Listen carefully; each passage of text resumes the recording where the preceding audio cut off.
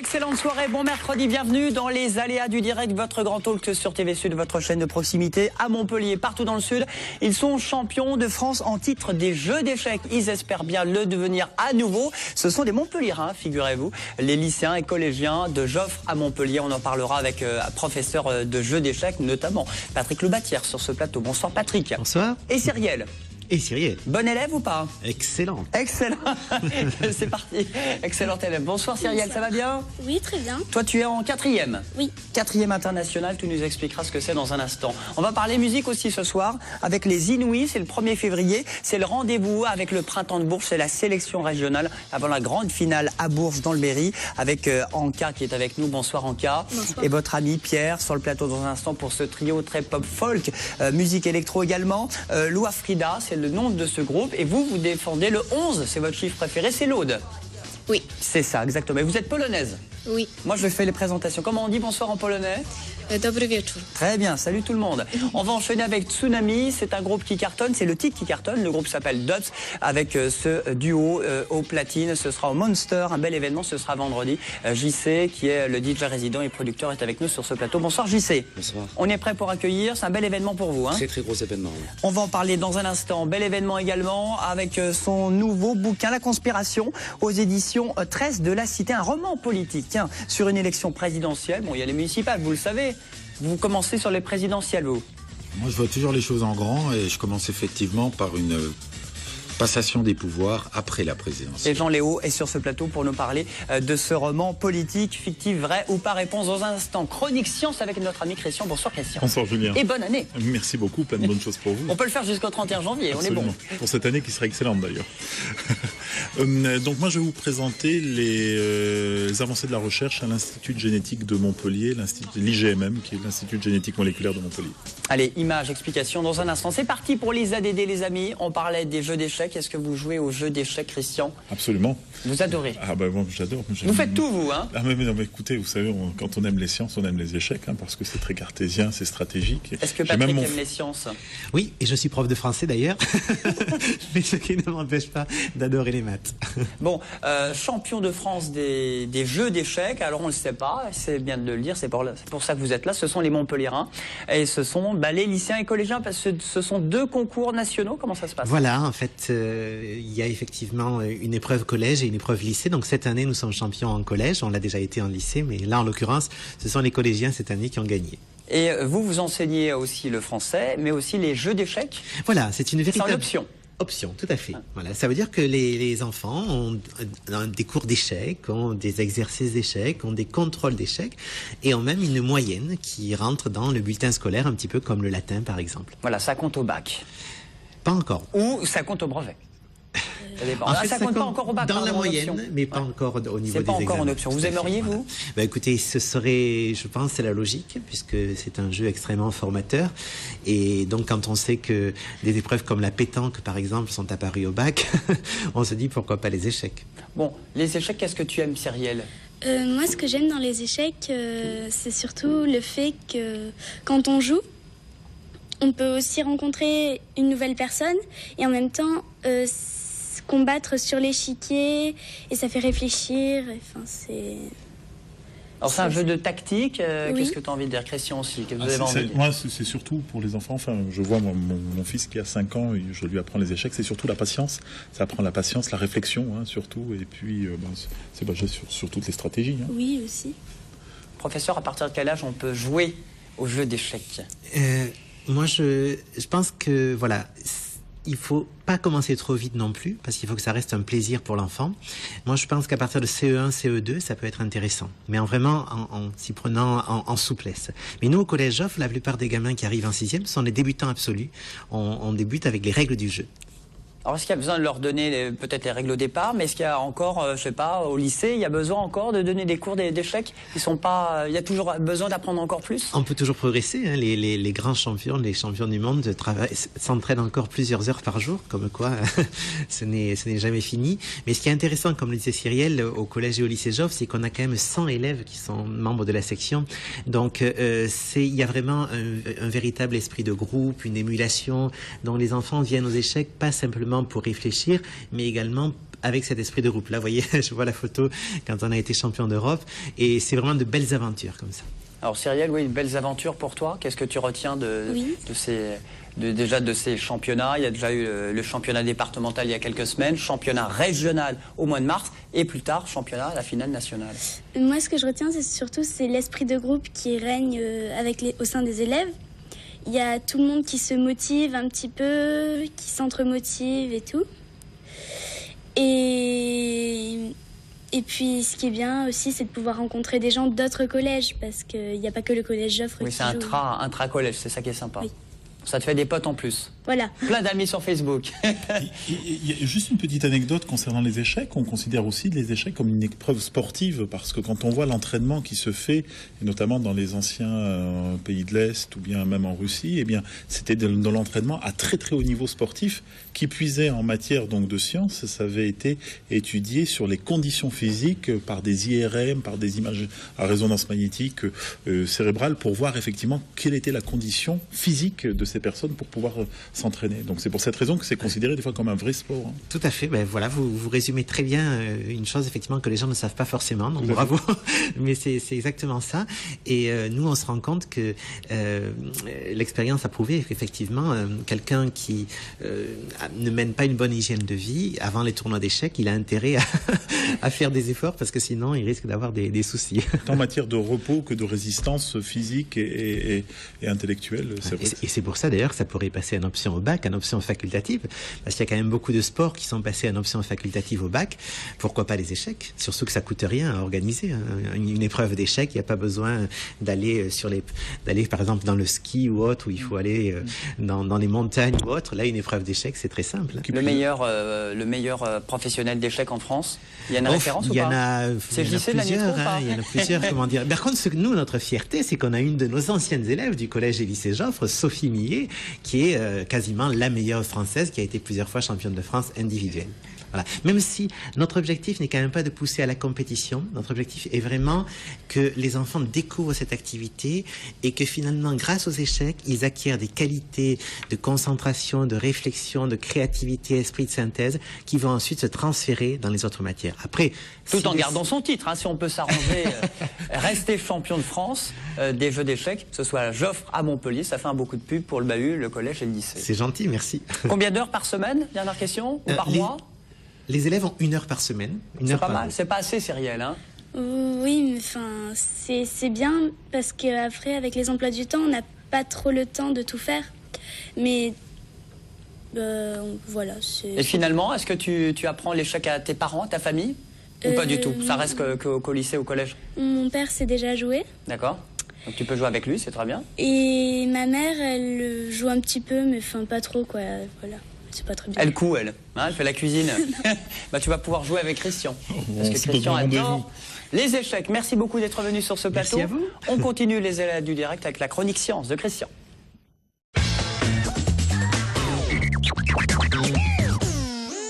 Alors, loin du jeu, évidemment, on va parler d'une découverte, et c'est à Montpellier, décidément, c'est chez nous, au CNRS, l'Institut de génétique moléculaire de Montpellier. C'est quoi? C'est qui? Kiesako, dites-nous tout. Alors, l'IGMM, c'est une structure donc, qui existe en France, à Montpellier depuis 1998, donc bientôt 16 ans, et c'est une structure où l'on fait essentiellement ce qu'on appelle de la recherche fondamentale avec différentes divisions.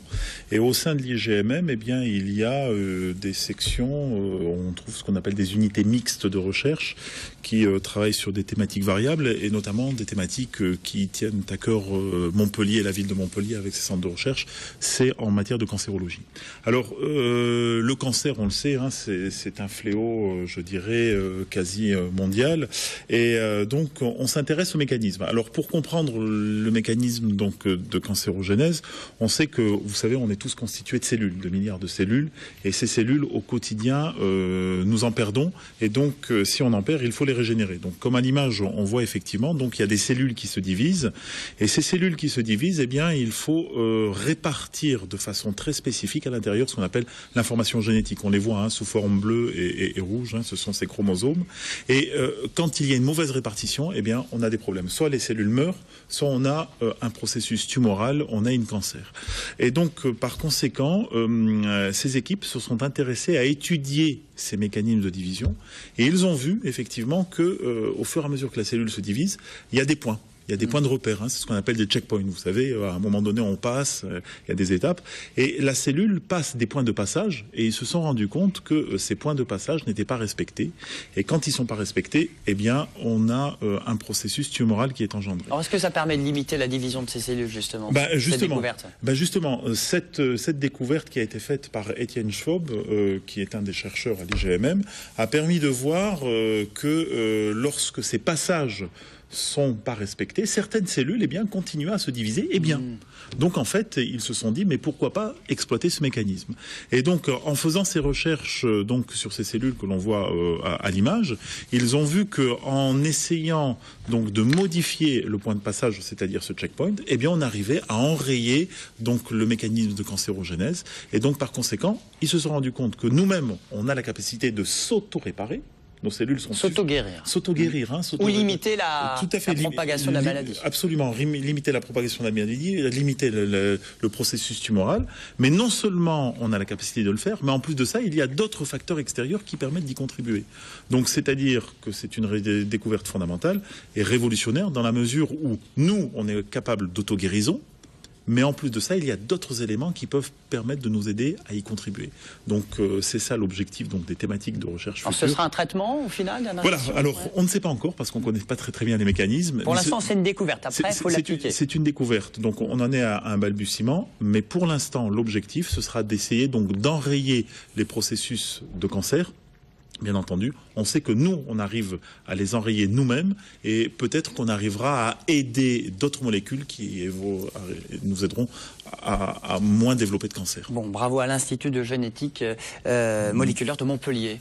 Eh bien, écoutez, on salue Étienne Schwab qui est à l'origine de cette découverte. Voilà, Montpellier, l'une des capitales évidemment françaises de la santé. Merci beaucoup, Christian. On enchaîne. Alors, comment enchaîner? On enchaîne par de la musique.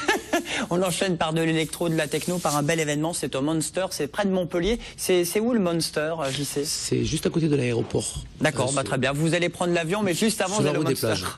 Pardon ? Sur la route des plages. C'est sur la route des plages. Et vendredi, on sera le 24, une belle soirée. C'est un duo, c'est ça ? C'est ça, un duo canadien. Qui s'appelle ? Dubs. Et leur titre principal, c'est Tsunami. Teaser, regardez, ce sera vendredi. Qui est numéro 1 mondial actuellement. Flash info, alerte rouge. Nous venons d'apprendre à l'instant qu'une vague monstrueuse va s'abattre sur les côtes méditerranéennes. C'est un état d'alerte général qui est lancé. C'est un véritable tsunami qui porte le nom de Dubs. Il déferlera sur Montpellier le vendredi 24 janvier dans la nuit. Il détruira tout sur son passage. Les autorités françaises ont réquisitionné le Monster Club pour mettre la population à l'abri. Surtout, ne cédez pas à la panique tsunami.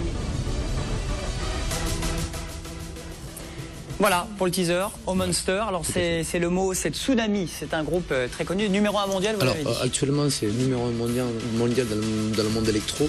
Et le groupe s'appelle Dubs, ce sont des Canadiens. C'est une exclusivité pour la France. Il faut une tournée de 7 dates qui est déjà à guichet fermé partout. Et à Montpellier, ça se passe au Monster. Et c'est vendredi. Alors c'est un duo, comment vous avez réussi C'est un duo. C'est 2 frères, je crois, d'ailleurs. Tout à fait. Ce sont 2 frères qui ont signé sur le plus gros label mondial qui est Spinny Records, et qui eux développent la nouvelle tendance des nouveaux DJ superstars qui sont déjà des stars dans leur pays. Et il y a tout un enchaînement de DJ qui vont venir comme ça sur les 2-3 mois qui vont arriver dans la programmation du Monster, comme TJR, comme La Flûte qu'on entend sur les radios. Ce sont que des gros blockbusters dans la musique électronique et qui passent sur toutes les grosses radios mondiales. Voilà, en plus c'est une histoire de famille, Dubs, qui sont 2 frères, ça marche bien, c'est récent, depuis 2012 d'ailleurs, qu'ils sont lancés. Tout à fait, et sur scène ils ont un show, ils se jettent dans les gens, enfin, c'est très très très poussé. Alors c'est électro, c'est techno, c'est électro et dirty, c'est la tendance du moment. C'est vraiment le produit phare du moment actuellement, comme Martin Garrix ou tous ces gens-là. C'est la nouvelle génération des Guetta d'aujourd'hui. Alors Dubs avec un titre Tsunami, mais alors justement comment faire pour faire une soirée? Parce que des fois ils viennent, ils n'ont qu'un titre. Comment ça se passe? Moi, le titre le plus connu. Alors, le titre le plus connu, c'est celui qui sort du lot, mais ils ont toute une programmation musicale tout autour de ça, comme Rêveologie et tout un tas d'autres titres qui cartonnent déjà dans les clubs étrangers.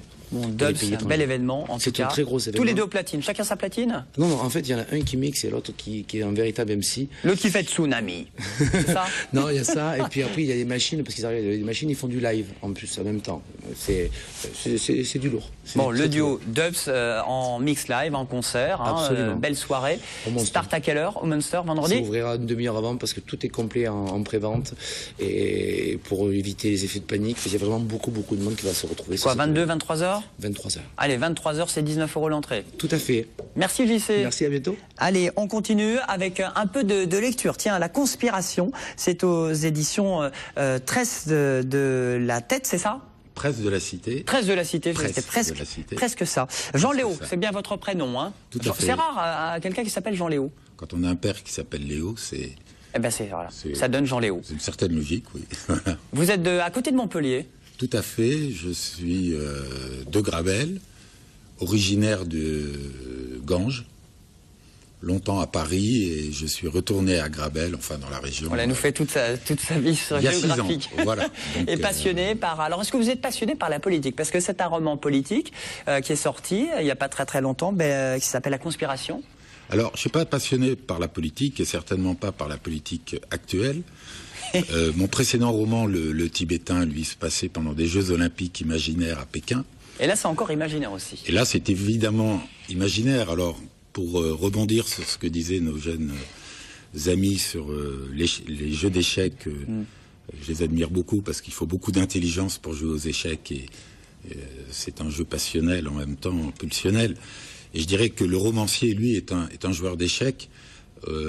C'est un tricheur parce qu'il joue des deux côtés de l'échiquier. Je croyais que vous alliez dire que les politiques sont des tricheurs. Non, le romancier.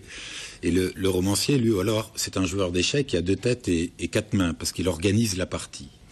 Alors, la partie dans ce roman, c'est une période que je trouve tout à fait exceptionnelle dans notre vie politique, et avec laquelle j'ai voulu m'amuser, j'ai voulu créer une véritable histoire. C'est cette période de passation des pouvoirs, qui sont les 10 jours pendant lesquels on a 2 chefs d'État, l'un qui est le sortant, l'autre qui est l'arrivant, l'un devant donner les rênes du pouvoir à l'autre. Et bien sûr, pendant cette période de passation des pouvoirs, les choses ne se passent pas comme prévu. Et le président arrivant a un très gros problème qui va mettre la pagaille et qui va déboucher sur, encore pour rebondir, décidément, je rebondis beaucoup, non pas sur un raz-de-marée politique, mais sur un véritable tsunami. Alors c'est une fraude électorale, en fait. Ça commence par une cabale qui est une fraude, ça continue par un complot, quand la personne déconsidérée est véritablement plus aimée du public, on peut l'éliminer, et quand la personne est éliminée, on peut prendre sa place, et on peut prendre le pouvoir, donc ça se termine par une conspiration. Et c'est le sous-préfet qui mène l'enquête Alors oui, c'est un haut fonctionnaire de la DCRI que j'appelle DSI. Le livre se situe dans 10 ans pour n'avoir aucune connexion politique. Alors il n'y a aucune référence? Aucune référence politique, ni de gauche, ni de droite, ni de nulle part. Ce qui m'intéresse, ce sont les institutions. Parce que nos institutions sont un outil, comme les commissariats de police, comme les enquêtes judiciaires. Nos institutions, notre système politique, a des cordes de jeu phénoménales, extraordinaires, pour écrire de très belles histoires. On les voit au cinéma. Donc très peu en littérature. Sauf que vous avez rajouté une info complémentaire, c'est que le président est musulman. Alors ça, on l'apprend page 150. On apprend son prénom, il s'appelle Méry, mais son prénom est Youssef. Donc il est musulman. Et vous dénoncez rien, au final, il n'y a rien. Il y a simplement une histoire. Et cette histoire se termine par une moralité, bonne moralité républicaine, je dirais. Il se passe beaucoup de choses amorales. Mais la morale est préservée à la fin. Moi, j'y suis attaché parce que j'aime les histoires qui se terminent bien. Est-ce que vous l'avez offert à des politiques, Jean-Léo? Dernière question. Je n'en dirai pas plus. Au président du Conseil constitutionnel, oui. Ah. Jean-Louis Debré, c'est ça? Exact. Bon. Il a eu un retour ou pas? Pas encore. Non. Mais il écrit, et je pense qu'il y aura un retour. C'est possible. La Conspiration, pas le dernier, mais un nouveau roman, un roman politique. Vous avez une dédicace bientôt ou... Alors il y a une dédicace qui est programmée, mais la date n'est pas encore arrêtée. Alors je vais pas dire où, parce qu'il y a plusieurs grandes librairies à Montpellier. Vous pouvez les citer, il n'y a pas de problème. Donc il y a la Fnac, il y a Soramps. Hein, et ben voilà, on a fait le tour. Deux. Alors je ne veux pas anticiper, donc le livre est sorti il y a 2 jours, donc les choses se mettent en place tranquillement. Bon, ça s'appelle La Conspiration avec Jean-Léo Gros. Merci d'être venu sur ce plateau, Merci Jean-Léo. Bonne chance pour la suite. La musique, vous aimez tout genre de musique? Ah, l'électro, beaucoup, oui. L'électro, Tsunami, vous allez adorer alors? Ah, beaucoup, oui. Bon, oui. bah, vous serez peut-être sur le dance floor. J'aime bien l'électro, j'ai découvert il n'y a pas longtemps, mais j'aime beaucoup l'électro. Ah ben voilà, vous allez peut-être aimer le groupe Loa Frida, qui est un trio qui défend le département de l'Aude avec TV Sud. En fait, à chaque fois, on fait un tour de la région sur les Inouïs. C'est le 1er février, en fait. Hein. C'est à la salle Victoire 2 à Saint-Jean-de-Védas, près de Montpellier. C'est la rencontre du printemps de Bourges. C'est la sélection régionale. Pierre est avec nous. Bonsoir Pierre. Bonsoir. Et Anka, toujours avec nous. Oui. Toujours polonaise. Toujours polonaise. Tous les deux sur scène et tous les deux dans la vie ensemble. Voilà, c'est ça. De plus en plus, ça se fait, ça. Oui, pour des raisons pratiques, hein, souvent. Mais... Il faut bien s'entendre. Hein. Il faut bien s'entendre, ça va, on s'entend bien. On se bat un peu, mais pas plus que ça. On n'en dira pas plus. Bon, Loa Frida, c'est un groupe qui existe depuis combien de temps? Ça fait 2 ans. C'est assez récent. Un peu plus de 2 ans. Ouais, ça a été formé assez récemment. Ouais. Alors, Anka, vous êtes chanteuse, vous êtes compositrice, on dit? Oui. Et Pierre, vous êtes instrument, mais des instruments qui sont très décalés. Oui, enfin voilà, il y a plusieurs instruments, des petits instruments, des instruments d'enfants, des percussions bricolées. Et puis là, récemment, en fait, je joue de plus en plus de clavier et avec donc une sorte de bricolage des sons aussi. Alors, il y a le ukulélé, il y a des percussions bricolées, il y a des objets trouvés, il y a des cloches. Ouais. Mais là, le 1er février, en fait, je jouerai pas de tous ces instruments-là. En fait, je ne jouerai que. On se tient bien devant le jury, monsieur, c'est ça? Non, c'est pas ça. C'est que normalement, on est 3, en fait. Là, on diversifie. En fait, on va avoir une Formule A 2, une Formule A 3. Le 1er février, on sera 2. A 3, c'est la formation avec laquelle j'utilise plus d'instruments bricolés un peu bizarres, quoi. Mais là, A 2, c'est plus clavier et c'est un peu plus électro. Et c'est Léo Frida sur la scène de la salle Victoire 2 à Saint-Jean-de-Védas. Ce sera le 1er février. Extrait, regardez, écoutez.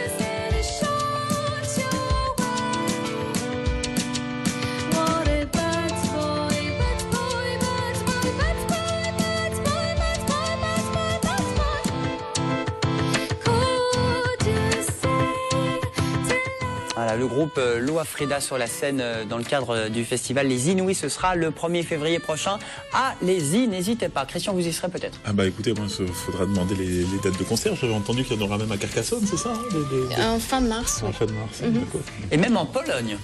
Oui, on Si vous avez envie de voyager, aller en Pologne. J'espère qu'on va jouer plus de concerts encore en Pologne. Oui. Bon, on va commencer par le 1er février. C'est pas votre première participation aux Inouïs à ce festival? Si, c'est la première. C'est la première? Si, c'est la première, ouais. Je croyais que vous aviez terminé 7e sur 192 aux auditions. Oui, c'est l'année dernière, effectivement. Mais on n'a pas fait partie de la sélection. Vous étiez pas... Oui. On était en ballottage. Il faut être dans les 5. Pour employer encore un terme politique. C'était tendu. Bon, en tout cas, là, ça fonctionne. C'est très bien, vous êtes sélectionné. Pour vous, ça représente quoi, le Printemps de Bourges? C'est une visibilité, donc c'est drôle pour des musiciens, mais non, c'est beaucoup de visibilité, c'est bien pour nous, c'est bien pour le projet. Ça nous permet de sortir un peu de la région et puis de faire écouter notre musique, quoi. Alors une musique, hein, Anka, qui est pop, qui est folk, avec des soupçons, alors c'est pas de tsunami, hein, mais des soupçons électro. C'est plus en plus électro. Ouais. Oui, notre musique devient plus en plus électro.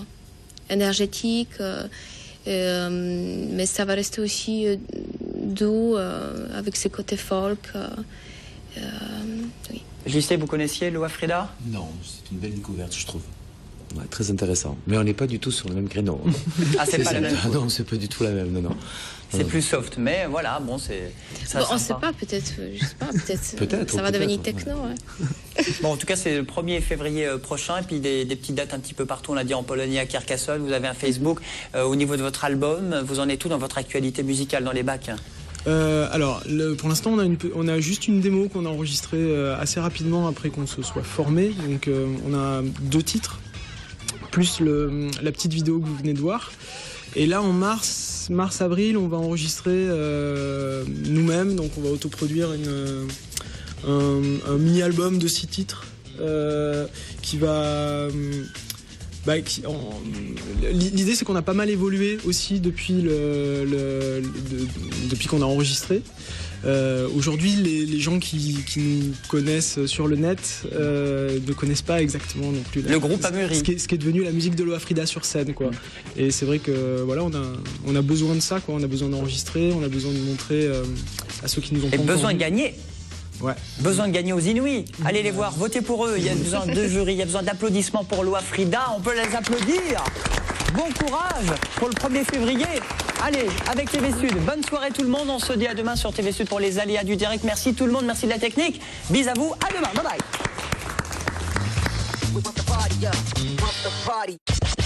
bye.